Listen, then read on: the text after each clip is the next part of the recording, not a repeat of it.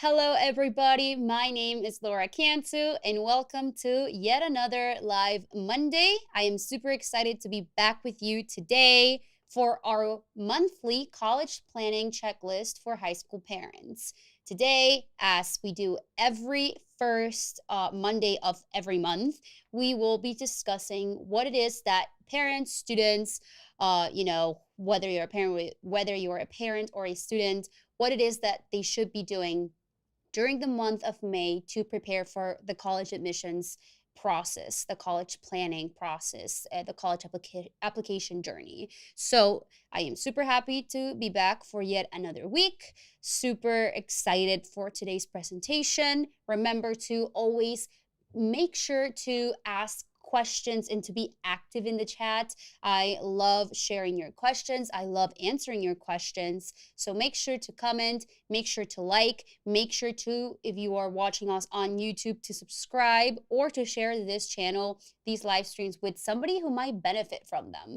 Because we do like to, share as much content, as much information as possible to help parents, to help students, because we do know that sometimes some of this information is not as easily available, and that's what we're trying to avoid. We're trying to avoid people, ultimately parents, students, going into debt. We want to help families, help their children, parents help their children go to college with scholarships and avoid thousands of dollars of debt. So that is our mission, that is our goal. So that's why I encourage you to also follow us in all of our social media platforms, all of our channels, and to also, if you haven't done so already, watch our free training on the 6 strategies to help your students get accepted to college with scholarships. This free presentation is linked to this video's description, whether you're watching us on Facebook or on YouTube. It's another free resources that we have for you parents, for you students, that is, again, completely free. And it's more information, more free help, more free advice, more free tips that we have curated for parents of students in high school or in middle school to help them understand the college admissions process, to help them know what it is that they have to know. And also, we've taken a lot of the most commonly asked questions and we put it in that training. So for sure, make sure that you register, that you watch it, and just take advantage of it, because again, it's free. So you want to take advantage of all the opportunities that you get. So again, don't forget to ask your questions in the chat. Francisco is in both Facebook and YouTube monitoring the chat. So if I happen to not be able to answer a question because I'm explaining something from the presentation, don't you worry. Francisco is probably most likely going to answer your question. He is on YouTube, excited to be live with you all today, and he is on Facebook. So be on the lookout. If you happen to ask a question, Francisco will most likely answer it. And I will also answer questions, as always, at the end of the live stream. I do try to take time to answer some of your questions, some of your inquiries. So don't forget to be super active in the chat, because that makes the live streams more exciting, more engaging. And maybe you have a question that me or Francisco can answer, during this 45 minutes to an hour. Again, today we are talking about what it is that parents and students should be doing during the month of May to prepare for college. It is the college planning checklist for high school parents, high school students. Whether you're a parent, whether you're a student, this information is going to be super helpful to you. So definitely make sure that you stay tuned. But before we begin, I do want to go ahead and share some important announcements that are kind of relevant to this time of the year, this time of the month. First of all, for any members watching this, if you are a member of Best College Aid, I want to let you know that we did have our members Zoom Q&A, the replay that happened last week. For those of you who are wondering, what does that mean? The members of Best College Aid, the people who are part of our paid membership, one of the benefits that they get, or that you might get if you're a member, is we do a monthly private live Q&A session where our members ask us really specific questions, and we sit for an hour and a half answering those questions, and it's kind of like our office hours. So we always post a live replay in the Best College Aid platform. So that is posted in the platform if you're a member watching this. Also, if you're interested in joining Best College Aid, if you want to know more about Best College Aid, in the presentation in this video's description, the one that I talked about earlier, at the end of that presentation, we talk about, for those of you who might be interested, how to join, what benefits are included inside of Best College Aid, which there are some amazing benefits, and also there is a discount if you were interested in joining Best College Aid. So just wanted to put that out there for those of you who might be interested in joining. At the end of the presentation, in the link in this video's description, in that free training, after we share all those free tips, we talk about, what it is that is included inside of the Best College Aid membership. And basically, Best College Aid is a step-by-step guide where we offer unlimited online support via chat, via our private Facebook group for members. We also offer discounts on, AP Crash Course books, which I will talk about the AP exams because they are happening. They started this week. We have a free ACT Prep Plus account for your students to prepare for the ACT exam. We have, are more than 80 video tutorials that are step-by-step tutorials that start from the moment that the student is in middle school till they are already in college learning. So if you're interested in learning everything about Best College Aid and how you can join and also get access to a special discount, register to the presentation in this video's description. Stay till the end and you will have access to all of that. Not only will you get access to the free information in that presentation, but also the information, the steps, and everything that is included inside of Best College Aid, as well as that discount. All right. Next important announcement that I have for you is today is College Decision Day. Today is the National College Decision Day. It is May 1st. Usually most colleges in the nation make it, it is today when a lot of schools tell students that they have to kind of decide or submit basically their deposit if they are choosing to go to that school. It's kind of like the deadline. And a lot of colleges have different college decision days. After COVID, some schools kind of made the deadline later in the year, maybe later in the month. But most schools did still have May 1st today as College Decision Day. So if you're a parent or a student who was accepted to college and who's already made their decision, well, happy College Decision Day. Or if you have students who, maybe today they're going to make the decision, well, congratulations. And this is a very exciting day. So happy College Decision Day. And maybe in a couple of years, in a year, if your students in middle school, one day they will be celebrating College Decision Day too. So that is that. Let's see. The next important announcement is that we do have a lesson on summer activities that is going to be available soon. That is for our Best College Aid members. We're going to be submitting a specific lesson for our members where we go into detail on what summer activities your student could be doing and should be doing in order to maximize their odds of getting accepted to college with scholarships. So any members watching this right now, be on the lookout for that. We do have our Mother's Day sale, which again, it's at the end of the presentation in the link in my bio.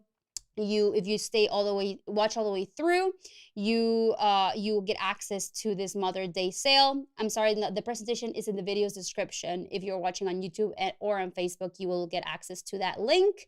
And finally, AP exams. AP exams started today. So it's going to be 2 weeks, 2 consecutive weeks of AP exams, which is today through Friday, and next week, that is when the official AP exams are going to be taking place. They started today. So maybe if you're a student watching this, a parent, maybe one of your student took their AP exams today. We did have a lot of parents comment on Instagram and on Facebook. We did post a good luck message, and we got a lot of comments saying in our Spanish Instagram, especially oh my gosh, my son had their test today and they were so nervous, or they have it on Thursday. So good luck to you all.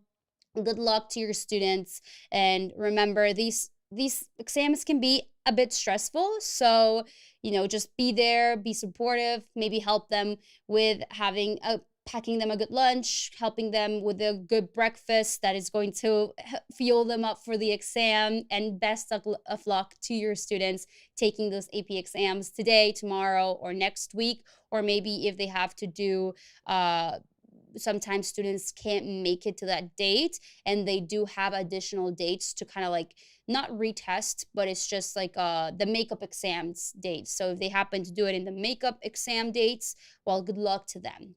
These exams are very important, especially for students who are trying to earn college credits. And also, it looks great in a college application if students not only took and had good grades throughout the year in their AP classes, but also if they get, passing scores in these exams. So best of luck to your students.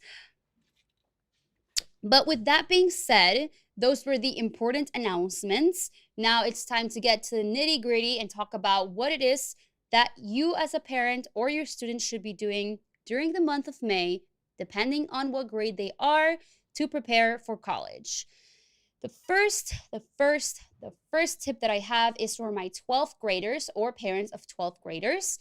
And it is just asking for more grants and scholarships. I mentioned that today is college decision day, or, some colleges might extend that deadline, but that means that maybe if your student is a senior, or if you're a senior watching this, chances are that your students already got accepted into college, and they have either already made a decision or they're going to be making it today or sometime soon, depending on the school. But maybe the college admissions, the financial aid package wasn't as big or as as good as you hope for, as you as a parent hope for, as you as a student. So you can still ask for a financial aid appeal your financial aid package, and try to get more financial aid from the college, from the university. A lot of students, we tell our students to set up best college aid, and this is probably before obviously making a decision. Once if the student gets accepted into several schools, a good way to ask for more money is to kind of say, I really want to go to this school. Obviously explain the financial hardships, and some schools will require certain documents when appealing a financial aid award, but making sure to say, I really want to go to this school, but there's another college that has offered me a little bit more financial aid, and I might end up going there, but this is my first choice, so I would really like to come here. It's just a financial aid, the aspect that is making it a bit hard. I guess that's a random tip for you guys if you're trying to appeal a financial aid award. Also the unexpected financial emergency after completing the FAFSA. This is the case, or this applies to maybe families or students who maybe unfortunately have gone through a tragedy, or something has happened. Maybe mom or dad lost their job, or they were, cuts in their office, so maybe they lost their job, or one of the parents is no longer working, no longer employed. Maybe somebody in the family got sick, so mom and dad had to help financially with grandma, grandpa. Whatever it is, a lot of colleges do have an unexpected financial emergency form that can be filled out after completing the FAFSA, to let them know that, hey, this specifically happened to me, to my family, and this is why I would need more financial aid, more scholarships, so I can attend this institution. And finally, of course, contact your university as soon as possible to start the process. Don't wait till the last minute. Now is when to do it. So definitely, if you haven't done so already, or if maybe you as a parent or if your student already went through the financial aid appeal process and maybe they never heard back from the school, or they haven't heard back, follow up. If it's been like 2 weeks, if it's been like a day, obviously don't follow up. But if it's been a while, following up, it's very important. So yeah, that is the first tip, the first piece of advice that I have for you.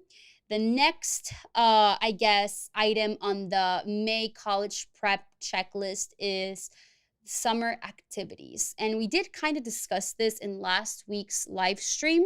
What are some good summer activities for students to do over the summer? And this applies for students who are either ninth, 10th, going into 11th, or even going to be seniors next year, or if they already got accepted into college and they're going to college next year. There are summer activities are very important, and there are so many things to choose from, and so many things that a student can do that is going to look amazing in a college application. So, this applies, I guess. This one, specialized programs might apply more for students in 9th, 10th, 11th grade. And what is a specialized program? Well, as we kind of described last week, specialized programs are maybe pre-college programs that maybe a university itself offers. There's private institutions, private clubs, private organizations that host summer programs for high schoolers, and they host them at universities. So they use universities as the host. So if, for example, if there is a leadership summer program at Harvard University, but it might not be organized by Harvard. Harvard might just be the host, and it might be organized by the leadership organization of America. That I just made that up, but there are summer programs like that they basically just have colleges. They ask if they can host these programs, and those can look good and might look good in a college application. There are also, as I said, summer programs that are organized and hosted by colleges themselves. MIT has one. UPenn, the University of Pennsylvania, has one for coding for students who want to be computer scientists one day, and they have a whole summer academy where they teach students and potential students or potential computer science majors for them to kind of test out what it's like to major in this and also just get better at it. So that is something that students could do. A different type of summer activity that would look great in a college application could be definitely a part-time job. Not only does it look great, and colleges love to see committed students that have responsibilities, but also it teaches students about budgeting. It teaches them, what it is like to earn something, to earn money from hard work. And that, I think that is such an important lesson. I mean, personally, it was such a big lesson for me when I was young, when I was in high school and I got my first job after my freshman year of high school. It also taught me how to budget my money. It was a big lesson when I got my first paycheck and I spent it like this because it was the first time I was making money. And you realize, okay, you have to be careful with the spending. And my parents taught me how to budget. So maybe you can do that with your students who might get a part-time job over the summer. Also it can teach the students a lot, depending on the job, about what they could potentially major in, what they could potentially study once they go to college. Maybe they want to do something in business, so maybe they can work in, I don't know, like a restaurant, or if they work at this is not a job, but if they find a paid internship or an unpaid internship, that's not really a part-time job, but it could teach them something. They can learn what it is like to work at a startup, or if they are interested in being in, I don't know, EMT or something, they could work as a lifeguard and, learn basic skills that they could eventually learn if they were to go into that route. So having a part-time job is just amazing, and it teaches students a lot. So that is something and also colleges do want to see students who had that experiences and were exposed to those experiences in high school. Now, a different type of summer activity and something that just is a great thing to have in a portfolio in a student's resume, it's a passion projects. Whether they are social projects or professional projects, having done something, and I will explain a little bit, give some examples about what a passion project can be, but having an idea or having just like something that the student wants to develop, and then not only turning that idea but like making it happen. And it can be anything that the student happens to be interested in. Last week I talked about a student who is a designer, and she loves to design clothes, articles of clothing. She loves to design like backpacks and stuff like that. Very creative. So her passion project was making backpacks for students in different countries, students who didn't have the resources to have those, a backpack to go to school. So she would literally make a backpack for students in a community in South America, and every single backpack that she made was a different design, and she would get the funds she from local friends, local what's it called, local businesses. She would fundraise to get the money, to get the materials, to get the shipping costs covered. And obviously she talked about her cause, and all the profits went to making those materials, making those backpacks, those articles of clothing that were her designs. They were her idea. They were all her. She was doing what she loved, which was design, but she was also doing it for a good cause. So that is a passion project. That's an example of it. There are maybe students who might turn their talents to a passion project. Maybe your student is a great singer, it's a musical theater enthusiast, and they've been doing musical theater for the longest time. So maybe they dedicate their summers to starting a theater academy, or going to teach daycares, or going to teach to communities that might not have the resources to pay for this type of training, this type of knowledge. So there's so many things that a student could turn, so many passions, so many talents that students could turn into a passion project. So that is something else, and we do recommend that students do it over the summer, because they tend to have more time over the summer. They tend to have more time off because they're not in school.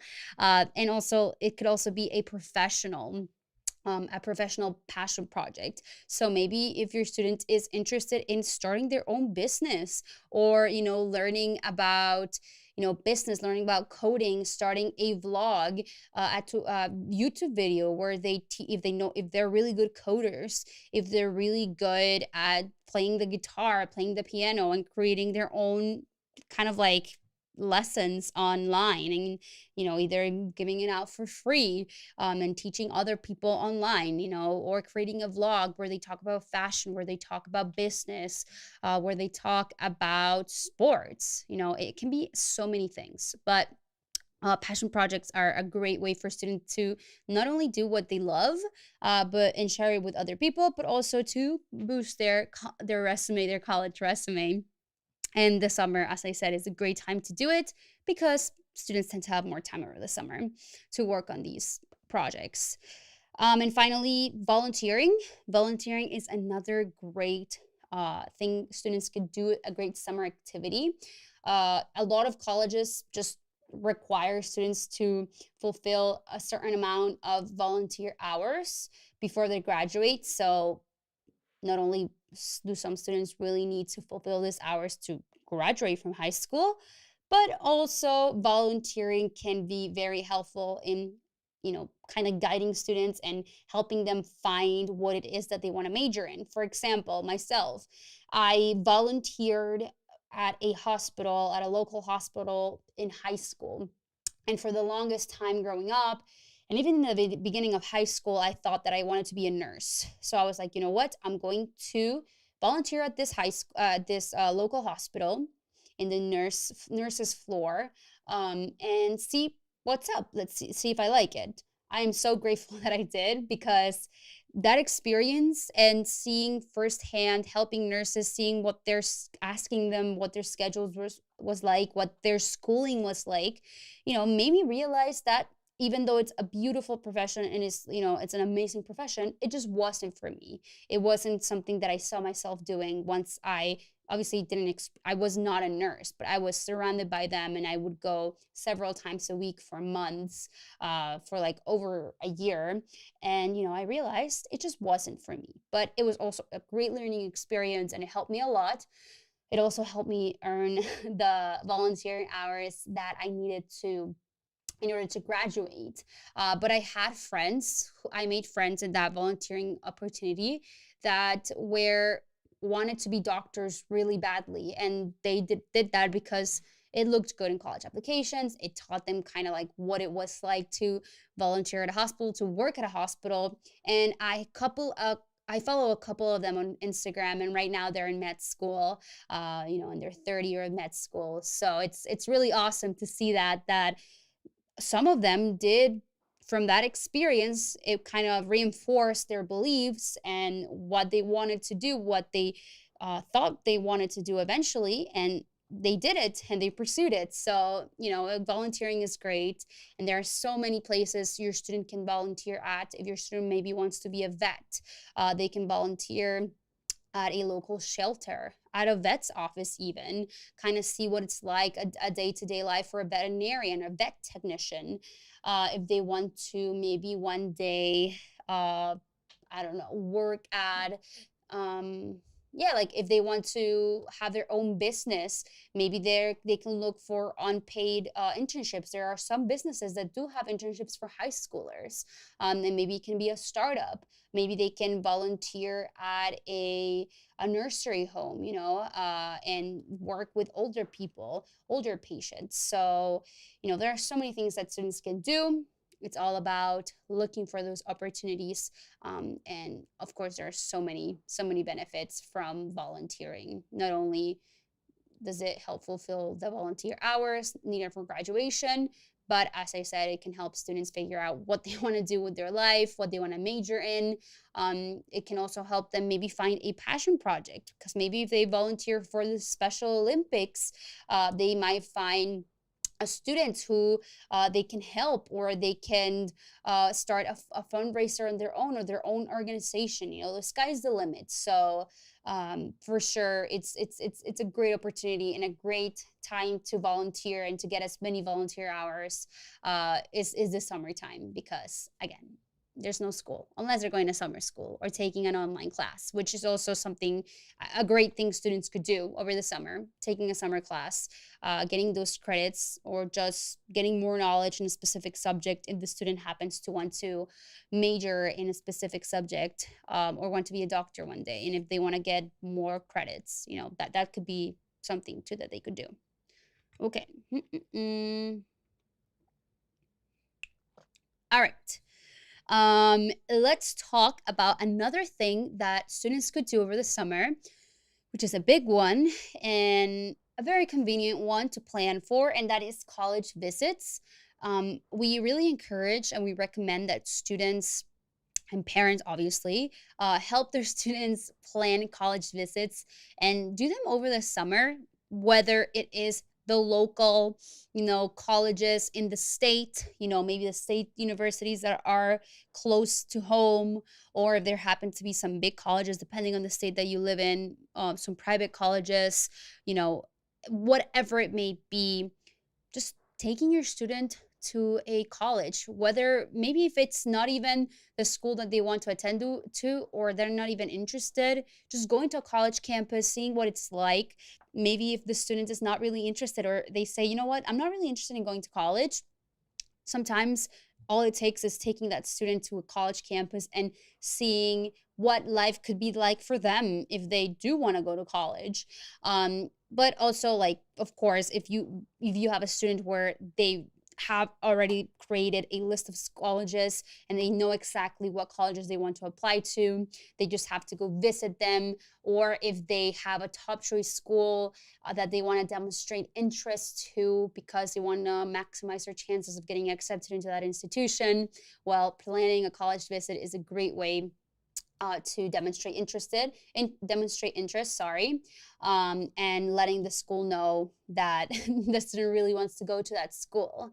As a matter of fact, so I went to Marist College. Me and David went to that school, and we had a member of Vest College Aid, message us and say, hello, I just wanted to let you know that we visited Marist College yesterday and we really liked it. We thought it was a beautiful campus with a diverse curriculum.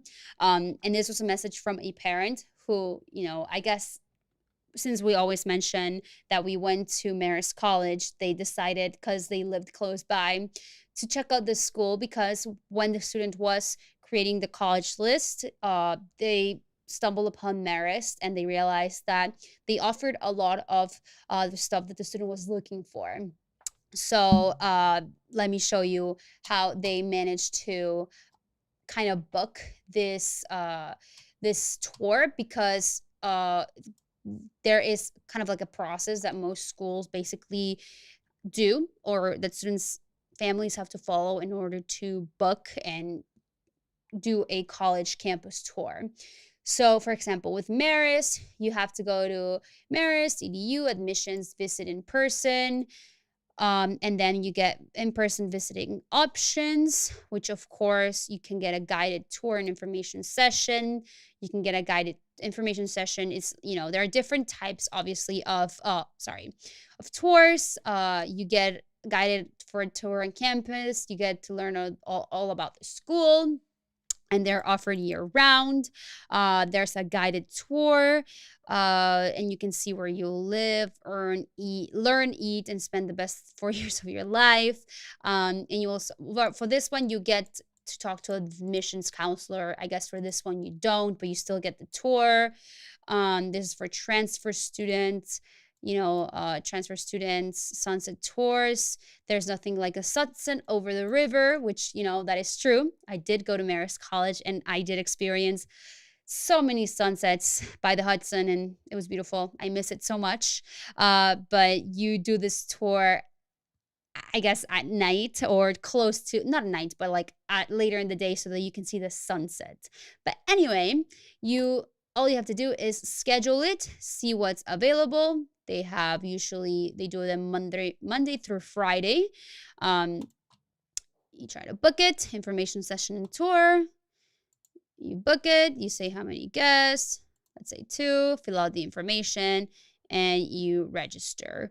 And that's probably going to be the case for most colleges and universities. There are a lot of schools that offer online tours, because we know that it's not realistic for maybe a student who wants to go to college and they live in Florida, but they want to go to school in California. It's going to be hard for them to plan a college road trip. So a lot of schools do offer online tours for them to plan this visits, and to get to know the school, get to know the school that they're interested in.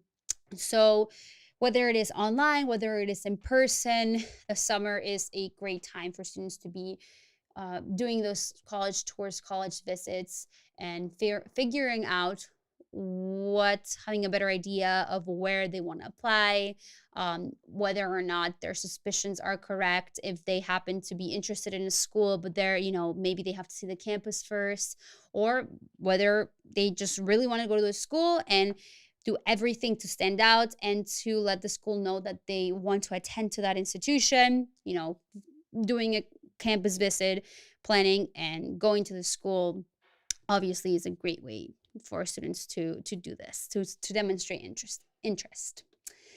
All right, number 4, the final tip for the month of May is to continue applying for scholarships. All right, private scholarships. There are so many scholarships available for students, and usually there's different deadlines for students to apply to college. To private scholarships. Some private scholarships, some deadlines are in the beginning of the year. Some of them are this summer. Some of them are winter break. So as long as the student is constantly looking, constantly applying, as long as there's the deadline hasn't passed, which a lot of private scholarships are going to be available for during the summer, definitely apply, look for private scholarships, and continue to apply, whether the student is in ninth, 10th, 11th, 12th grade, or already in college. Maybe some in middle school. There are some private scholarships available for middle schoolers.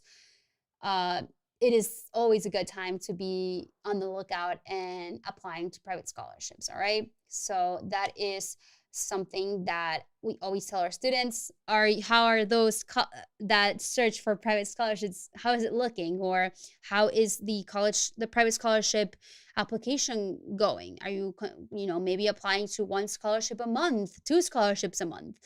Make sure that you are encouraging your students to apply to these scholarships, and using the summer to look for and apply to private scholarships, because the process of applying to private scholarships does take time, because they are specific applications, and every private scholarship will have its own application process. So of course, like, it's going to take time, it's going to take effort, it's going to take dedicating some extra time, some research, if it's a private scholarship that requires an essay, or if it's a private scholarship that might require a short film or require an art portfolio. Working on those things takes time, so the summer is a great time to be working on them. All right, so that is all that I have for you today in terms of the presentation of the college planning checklist for high school parents. I did see that we had a couple of questions. One of them was from student 17. Would a 3-gap year hurt a student's chances of admissions and generous financial aid? That is a great question. And I did see that Francisco answered you. Let's read his answer, and then I'll give you my answer. With over 3,600 schools in the United States, we always recommend making a list of colleges that has a history of offering financial aid to students with similar aid and finances as yours. And totally agree with that. But if a 3-gap, I don't know if it's you say a 3.0 GPA or a 3-gap year. Maybe you mean after graduating from college.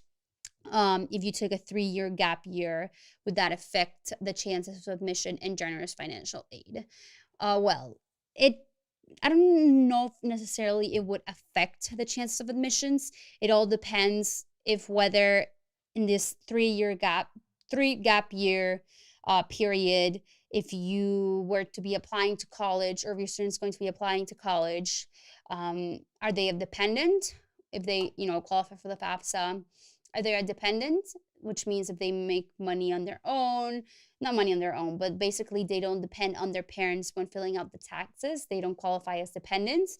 Or are they independent? Which means, no, dependent is like they depend on their parents, and they are when they fill out the taxes, they're still under their parents' name.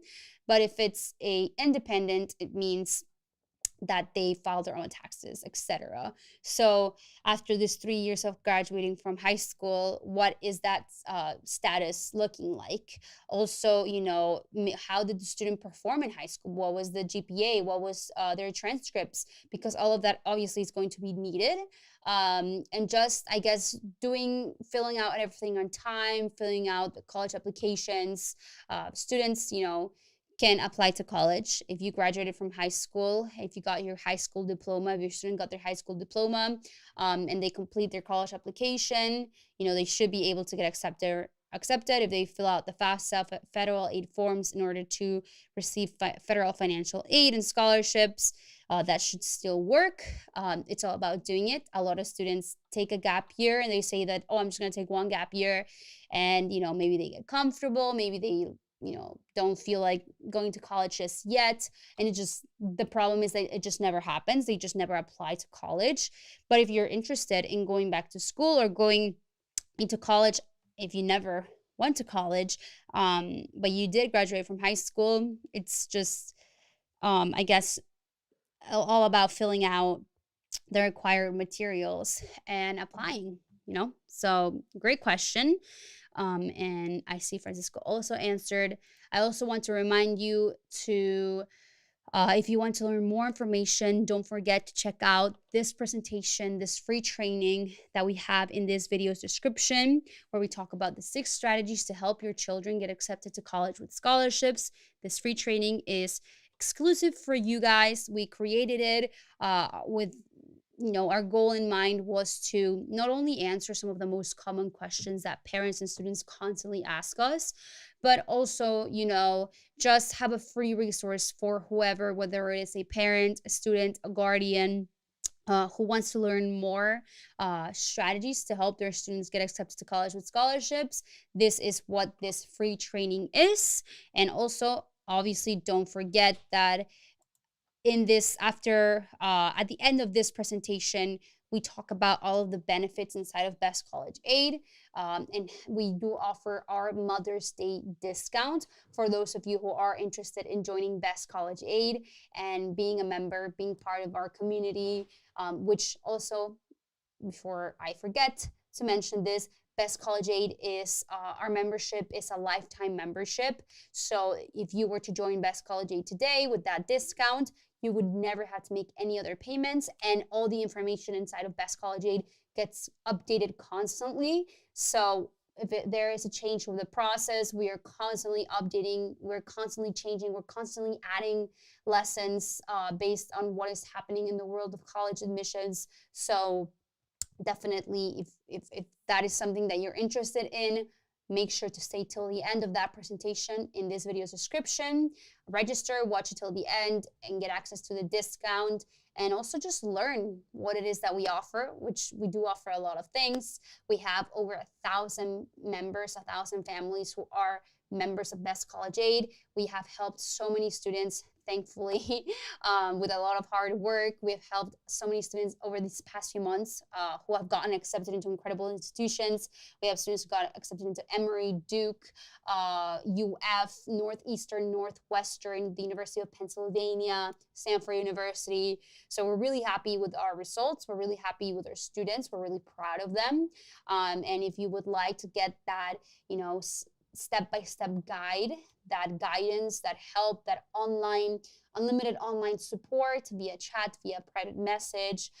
If you want to get access to our private monthly Zoom calls that are exclusive for members, where we answer, all of your questions, all of the questions that our members ask during an hour and a half. We dedicate our time to them to answer those, maybe more specific questions, via Zoom. If you're interested in that as well, that is another great benefit that we do have inside of Best College Aid. So learn more by registering to the free training. Once you register to the free training, you do learn a lot of valuable content. It is at the end that we explain, for those who might be interested, what it is that we offer inside of Best College Aid. Alrighty? And also that Mother's Day discount that we have for you. But that is all that I have for you today, guys. Thank you so much. I don't really see any other more questions in the chat. I hope you guys have a wonderful, wonderful day, a wonderful week. Today's the Met Gala, so I'm going to go look at some of the looks from the celebrities because I do love the Met Gala. So let's go check that out. It is May 1st, so I hope you guys have a fantastic Monday, fantastic first day of the month. Happy College Decision Day, and just I hope you have a great day, and I'll see you again soon. My name is Laura Cantu. Have a wonderful day.